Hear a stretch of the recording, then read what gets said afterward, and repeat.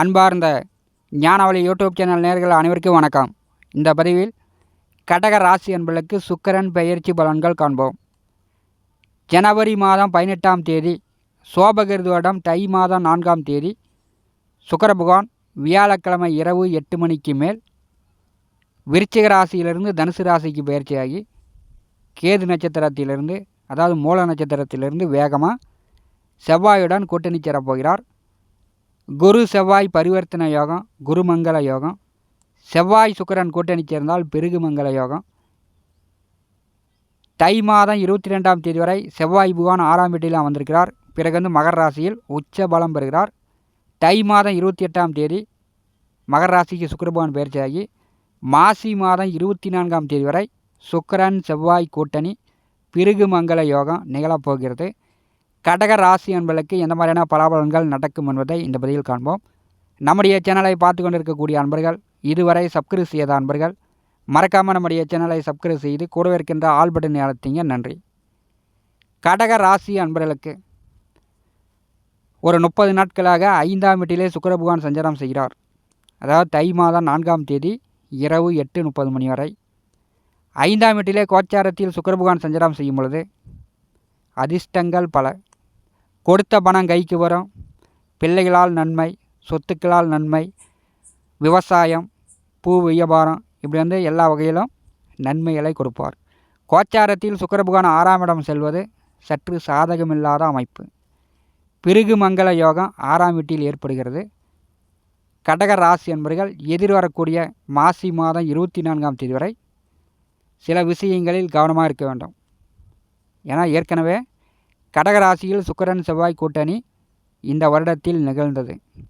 அப்போ தேவையில்லாமல் நிறைய பேருக்கு கள்ளக்காதல், ஒருதலை காதல், தகாத உறவுகள்லாம் ஏற்பட்டது. தேவையில்லாத கணவன் மனைவிக்குள்ளாம் பிரச்சனை வந்தது. நிறைய பேர் பிரிந்து போன சூழ்நிலைகளை காண முடிகிறது. சுக்கிரன் செவ்வாய் கூட்டணி 6ஆம் வீட்டில் நிகழும் பொழுது ஆண் பெண்களிடமும் பெண்கள் ஆண்களிடமும் சற்று கவனமாக இருக்க வேண்டும்.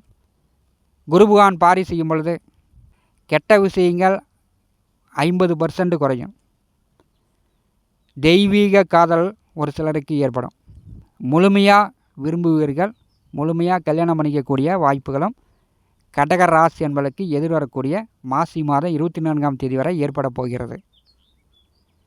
6ஆம் வீட்டிலே சுக்கிர பகவான் சஞ்சாரம் செய்யும் பொழுது தை மாதம் 28ஆம் தேதி வரை கடக ராசி என்பர்கள் நீர்நிலைகளில் செல்லும் பொழுது, அதாவது கடல், ஆறு, ஏரி, குளங்கொட்டைகளில் குளிக்க போகும்போது கொஞ்சம் கவனமாக முன்னெச்சரிக்கையாக செயல்படுங்க. கோச்சாரத்தில் 6ஆம் இடத்தில் சுக்கிர பகவான் சஞ்சாரம் செய்வது அதிர்ஷ்டமில்லாத அமைப்பு. அதே மாதிரி வண்டி வாகனங்களில் செல்லும் பொழுது வேகமாக செல்லாதீங்க. கொஞ்சம் பொறுமையாக நிதானமாக வெளியில் போய் வீடு வந்து சேருங்கள்.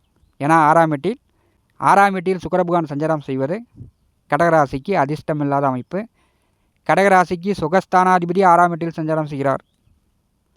சுக வேதனையை கொடுத்து விடுவார். தேவையில்லாத நோய் நொடி, மருத்துவ செலவுகள், கடன் பிரச்சனைகள் இப்படி கொடுத்து விடும். கடக ராசி அன்பர்கள் கொஞ்சம் கவனம், எதிலும் முன்னெச்சரிக்கையாக செயல்படுங்க. தனம், வாக்கு, குடும்பஸ்தானாதிபதி தை மாதம் 29ஆம் தேதி வரை நேர் 7ஆம் வீட்டிலே சஞ்சாரம் செய்கிறார்.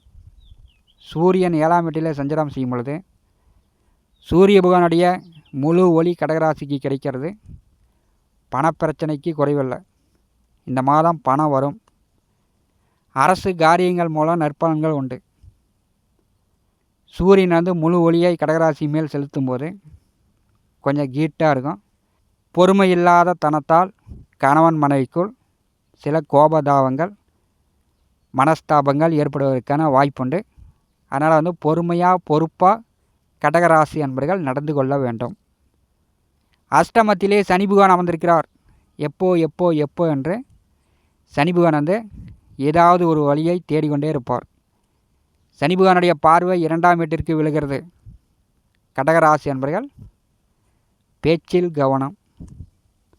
சபையில் பேசினாலும் சரி, பொது இடங்களில் பேசினாலும் சரி, நீங்கள் பஞ்சாயத்தில் பேசினாலும் சரி, கடகராசி அன்பர்கள் கம்முன்னு இருப்பது நல்லது. உங்களுடைய வார்த்தைகளை மற்றவர்கள் ஏற்றுக்கொள்ள மாட்டார்கள். ஏன்னா கோச்சார கிரகங்கள் உங்களுக்கு சாதகமில்லாமல் இருக்கிறது. அஷ்டமத்திலே சனி பகவான் சஞ்சாரம் செய்யும் பொழுது அவஸ்தைகளை கொடுப்பார். அதனால் கொஞ்சம் கம்முன்னு கடகராசி அன்பர்கள் நீங்கள் உண்டு உங்களுடைய வேலை உண்டு என்று செல்லுங்கள். 6ஆம் வீட்டில் சுக்கிர பகவான் சஞ்சாரம் செய்யும் பொழுது எதிர்பாலினத்தவர்கள் மூலம் கொஞ்சம் கவனமாக இருக்கணும். மாசி மாதம் 24ஆம் தேதி வரை இந்த நிலை நீடிக்கும். ஏன்னா செவ்வாய் சுக்கிரன் கூட்டணி 7ஆம் வீட்டிற்கு வருகிறார்கள். தை மாதம் பிற்பாதி 4 கிரக கூட்டணி 7ஆம் வீட்டிற்கு வரும்போது கல்யாணம் செய்தவர்கள் கணவன் மனைவிக்குள் பிரச்சனை இல்லாமல் பிரிவில்லாமல் பார்த்து கொள்ள வேண்டும். வெளிநாடு சார்ந்த வேலை தொழில் தேடி கொண்டிருப்பவர்கள் தவிர்த்து விடுவது நல்லது. வீணாக பணத்தை கொடுத்து ஏமாந்து விடாதீர்கள்.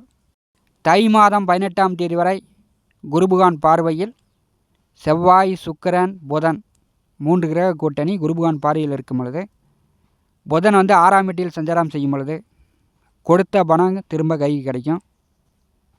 கமிஷன் ஏஜென்சி தரகர்கள் புரோக்கர்கள்லாம் ஜொலிக்கலாம், பெயர் எடுக்கலாம்.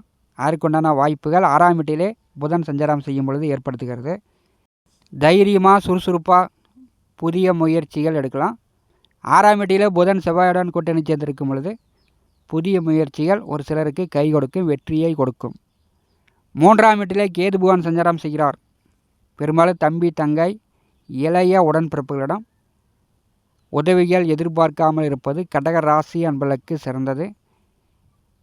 செவ்வாய் சுக்கிரன் கூட்டணி கடக ராசி அன்பர்களுக்கு சாதகமில்லாத அமைப்பை காட்டுகிறது. திருமணமானவர்கள் கணவன் மனைவிக்குள் கருத்து வேறுபாடு இல்லாமல் பார்த்து கொள்ளுங்கள்.